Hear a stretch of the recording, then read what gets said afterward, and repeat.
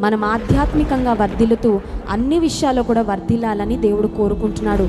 ప్రియుడా, ఆత్మ వర్ధిల్లుచున్న ప్రకారము నీవు అన్ని విషయంలో వర్ధిల్లవలెను అని దేవుని వాక్యంలో రాసినట్లుగా God wants us to prosper. దేవుని ఉద్దేశము, దేవుని చిత్తము మనం ఎవ్వరము క్షీణించిపోవాలని కాదండి. అన్ని విషయాల్లో మనం వృద్ధి చెందాలని, ఆశీర్వదించబడాలని, అంచెలంచెలుగా హెచ్చించబడాలని దేవుని ఉద్దేశం. ఎవరు తమ జీవితాలు దేవుని చేతిలో పెడతారో, దేవుని చిత్తానికి తమను తాము అప్పగించుకుంటారో, ఆయన హెచ్చిస్తున్న కొలది దీన మనస్సు కలిగి ఎవరు ఉంటారో వారి ఆశీర్వాదాన్ని ఏ ఒక్కరూ ఆపలేరు.